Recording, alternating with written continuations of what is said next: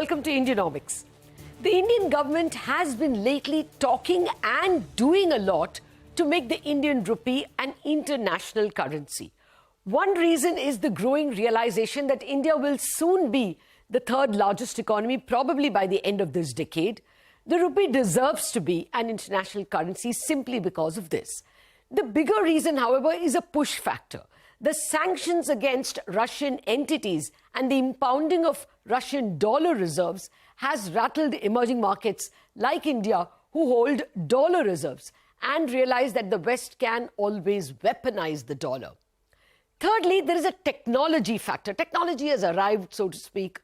More central banks may have central bank digital currencies or CBDCs that can be used for bilateral payments without an intervening dollar or euro. Also, it is now possible to connect India's UPI to the payment systems of other countries for small cross-border retail payments. The government and the Reserve Bank have therefore taken some steps to facilitate the rupee's growing role. Reserve Bank has put out a report recommending steps that the country can take to facilitate rupee payment for exports and imports. And the government of India has been signing agreements lately with the UAE and earlier with Malaysia to facilitate local currency usage for trade, invoicing imports and exports in local currencies. Today we are asking, what are the advantages of an international role for the rupee? What are the disadvantages, if any? How can we make the rupee an international currency in the sense of the near-term and the medium-term steps? For all these questions, I have with me an elite panel. Professor Arvind, Panagariya, Professor of Economics at Columbia University. Mr. G. Padmanabhan, former Executive Director at the Reserve Bank and responsible for a lot of the payment systems. Hemant Mishra, co-founder of SCUBE Capital and in his previous avatar, a very key player in the Indian forex market. Gentlemen, thank you very much for your time. Well, let me start with you, Mr. Padmanabhan, because you have been there, done that. So, for starters, do you think we are in a better position now, or is this still a very distant ambition to, invoice payments, exports or imports in the Indian rupee? Good evening, Latha. Happy to be back with your show. Let me start this way. I think invoicing in Indian rupee was something which was always there. I think for several years, invoicing in rupee was always permitted. To what extent it was happening is a different question, because one reason one could easily point out is that nobody who is a receiver would want to invoice in a currency which historically has been showing a secular decline. So although the invoicing in rupee through the Vostro account route was always permissible, even under the FERA days, I think the number of transactions that were happening using the rupee was few and far between. Okay. Now we juxtapose this with the ambition of what we call the internationalization. Now the internationalization, if it is understood in a classic manner, I think an international currency means that this is being used beyond the borders by people who are not doing transactions with the respective countries and who are doing transactions among themselves. So basically, we are talking about a currency just like the US dollar, which gets used in transactions where US may not be even involved. If you start looking at these moves from that aspect, then probably I think we are thinking far ahead of the way in which the government and the Reserve Bank is thinking. Okay. What led to all this kind of things, if I can take a minute and explain that, I think the recent geopolitical situation that developed following the Russian-Ukraine war actually drove home two truths. Mm-hmm. One is that I think that I have an international asset, but I suddenly find that I'm not able to utilize that asset because it gets frozen, which is exactly what happened to the reserves of the Russian central bank. The second issue is that I think a private organization is a pure private organization that cannot be influenced because of geopolitical factors. That also was proved wrong, because once the American sanctions came, the SWIFT was not available for transactions with Russia. Now, these are the developments which the emerging markets and the other countries have been closely looking at. Yeah. So today, the steps that have been taken by the Reserve Bank of India gradually, and even if you look at the report that they are talking about it, what we are talking about is a process, not an event. So in that process, we have now facilitated the rupee invoicing. We have facilitated special escrow accounts. We are prepared to open bilateral swap lines, which China has been doing for the last so many years. So these are all the processes which have been started. And after all, if we have an ambition about rupee being an international currency, please remember that people should start using the currency for trade transactions. And that's exactly, according to me, what Reserve Bank of India and the government has facilitated. Got it. So actually, you put the first distinction on the table very well by saying that an international role of the rupee and invoicing exports and imports in rupee are two different things. International is a longer term goal, and immediately invoicing some of our imports and exports in rupee rather than in dollar could be the first step, which the central bank and the government seem to be enabling. I mean, that's very good to know that this is the sequence. But before that, some broader issues. And Professor Panagariya, thank you very much for joining. And let me turn to you for that. India is also we are building tariffs. And I think you pointed that out in one of our previous conversations. We have also started building a little bit of tariff walls, which means less globalization. There are other indications that India is not prepared to go the whole hog, because we try to restrict the amount we depend on global debt. We don't want a sovereign dollar debt. So do you think even mentally we are not quite prepared to go the whole hog as an international currency? Well, going international currency, of course, is a very distant event. Yeah. Before that happens, we have to grow much larger. And as you mentioned quite correctly, on international trade front, we have to open much wider. Now, as it is, our share in the global trade is in merchandise trade is less than 2%, in services somewhere closer to 4%. But these are still very small shares. Now, for comparison here, look at China, which has about 13 to 14% share in merchandise exports.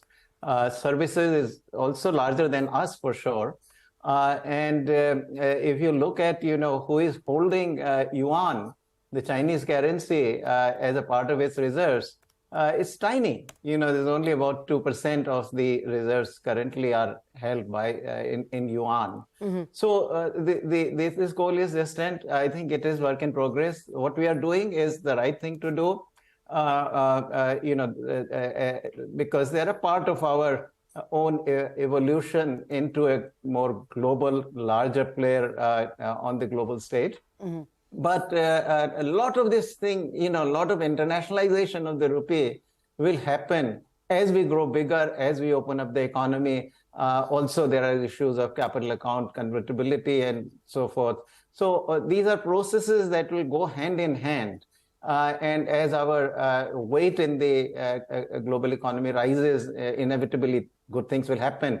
As an example, for the Chinese yuan was included in the SDR basket. Yes. And that is something we can aspire to in somewhere in the near future. But trade-wise, we have to grow much bigger for that to happen.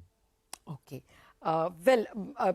Professor Panagariya, I'm going to come back to you to even speak about the disadvantages, because if the currency is used everywhere, it will also mean perhaps less control over our own monetary policy. But I'll come to that in a minute. Let me get first thoughts from Hemant Mishra as well, who has also in a way been there, done that. Hemant, do you see reluctance on the part of counterparties, say importers from India or even exporters into India, hesitating to take the rupee because we are almost a deficit with most countries? What will they do if we pay them for their imports in rupees? Do they have enough use for it? So will there be a natural resistance? Good evening, Latha. So it's always a pleasure to be on your show. So to your query, I think the timing could not have been better. And in some ways, it builds on what Dr. Panagariya and Mr. Padmanabhan have said. So we don't have to go all hog. I think that the times have changed. I think nobody talks about you making extreme measures or becoming capital account convertible for you to have a globalized currency. I think as the IDG report by the Reserve Bank of India very neatly articulates, internationalizing the currency is a process and not an event. It's an evolutionary step. It's a process that the RBI started some time ago in a very measured and calibrated manner, focusing on the trade account. And I would actually say, they did the Masala bond, which was pretty much a capital account relaxation, but will progressively move towards the capital account as well. But I see this as a process and serving the larger economic development of the country and not being a means in itself. Now, importers and exporters in the past have reacted with caution for the reason that particularly people who will be long INR asset, for an exporter who's an overseas exporter who's selling goods into India, if he's going to receive his receivable in rupee asset, which as Mr. Padmanabhan rightly mentioned, was always seen as a secularly declining asset. And as you would know, no exporter, no capital provider wants to be sitting long a diminishing asset. So there has been that resistance, but there are three mega trends that are happening at this point in time, and which is why I think the timing is very important. The first is the move to multipolarity.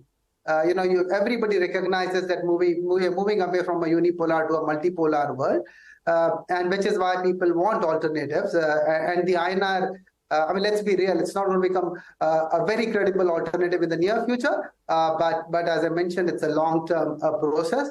The second is what was China plus one becoming an alternative to China. I increasingly see this. I was on a roadshow in New York City, then I attended an event in Singapore. Normally, when I would talk to investors, while our team is largely Indian, we would always get more queries on China and Southeast Asia. I've seen a tangible shift, people wanting to know more about India.